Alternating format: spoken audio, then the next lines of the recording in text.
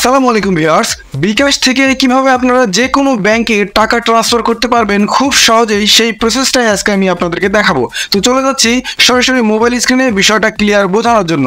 তো বন্ধুরা, চলে আসলাম সরাসরি মোবাইল স্ক্রিনে। এখন আমরা যেটা করব, বিকাশ অ্যাকাউন্টে চলে যাব, অর্থাৎ বিকাশ অ্যাপসে যাওয়ার পরে বিকাশ অ্যাপসে লগ ইন করে নেওয়ার পরে আমি আপনাদেরকে বাকি প্রসেসটা দেখাচ্ছি। বিকাশ অ্যাপসে লগ ইন করে নিলাম। নেওয়ার পরে আমি আজকে আপনাদেরকে সিটি ব্যাংকে ট্রান্সফার করে দেখাবো, তবে আরও অপশন আছে, সেগুলো আমি আপনাদেরকে দেখাবো। তো চলুন, এখান থেকে এখানে আসার পরে সিমোডের উপরে ট্যাপ করে দিব। দেওয়ার পরে বিকাশ টু ব্যাংক, এখানে বিকাশ টু ব্যাংকের উপরে আমরা ট্যাপ করে দেব। ঠিক আছে, তো বিকাশ টু ব্যাংকের উপরে ট্যাপ করে দেওয়ার পরে এখানে উপরের দিকে দেখতে পাচ্ছেন আপনারা যে হচ্ছে ব্যাংক অ্যাকাউন্ট। তো আমি ব্যাংক অ্যাকাউন্টে ট্রান্সফার করতে পারবো। তো ভিসা ডেবিট কার্ডও আপনারা চাইলে ট্রান্সফার করতে পারবেন, তবে আমি আপনাদেরকে ব্যাংক অ্যাকাউন্টে ট্রান্সফার করে দেখাবো।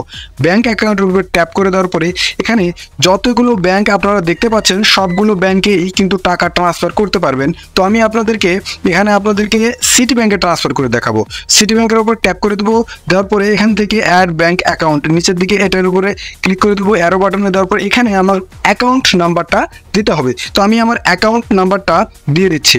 অ্যাকাউন্ট নাম্বারটা টাইপ করে দেওয়ার পরে এখান থেকে আমরা প্রসিডের উপরে নিচের দিকে লালে ক্লিক করে দেবো। দেওয়ার পরে এখান থেকে অ্যাকাউন্টের টাইটেল, অর্থাৎ আমরা চাইলে আমাদের ইচ্ছা মতো নামটা রাখতে পারি, যে কার নামে অ্যাকাউন্টটা আছে, বা না জানলেও সমস্যা নেই, যে কাকে পাঠাচ্ছি সেটাও যদি আমরা লিখে রাখি। তো আমি সেটা লিখে রাখছি, যেহেতু আমার অ্যাকাউন্ট সেহেতু আমার নামটা লিখে দিচ্ছি।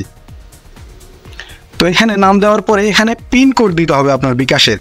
তো বিকাশের পিনকোডটা এখানে দিয়ে দিয়েছি। দেওয়ার পরে এখানে নেক্সটের উপরে ক্লিক করে দেবো, অর্থাৎ অ্যারো বাটনের উপরে ক্লিক করে দেওয়ার পরে এখানে দেখেন ব্যাংক অ্যাকাউন্টটা অ্যাড হয়ে গেল।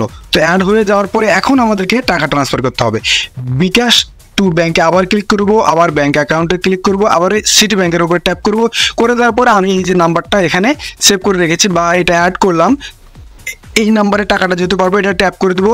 দেওয়ার পরে কত টাকা পাঠাবেন আপনি সেটা এখানে আমরা লিখে দেবো। তো আমি এটা এখানে 500 টাকা পাঠাবো, জাস্ট এক্সাম্পল স্বরূপ এটা।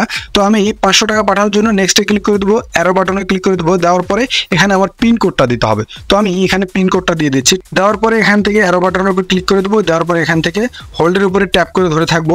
ধরে থাকলে দেখবেন টাকাটা চলে গেছে এবং মেসেজও আসবে। তো এখন এই যে দেখেন বিকাশ টু ব্যাংক ট্রান্সফার এটা হয়ে গেছে। এখানে আপনারা স্ক্রিনটাও দেখতে পাচ্ছেন, খুব সুন্দরভাবে ট্রান্সফার হয়ে গেছে। এখন আসলে কি টাকাটা ট্রান্সফার হয়েছে কিনা এটা আমরা চেক করবো। তো আমি মেসেজ অপশনে যাবো এবং টাকাটা আসছে কিনা সেটা দেখবো। তারপরে এখানে দেখেন মেসেজটা উপরের দিকে আমি এটা যদি ফরওয়ার্ড করি, তাহলে এখানে দেখতে পাচ্ছেন ফরওয়ার্ড না, এটা ওপেন করলে আমি দেখতে পাচ্ছি এই যে 13 জুলাই এই যে টাকাটা আমার এখানেই চলে আসছে। খুব ইজিভাবে আপনারা দেখতে পাচ্ছেন এই যে টাকাটা চলে আসছে। ঠিক আছে, 500 টাকা।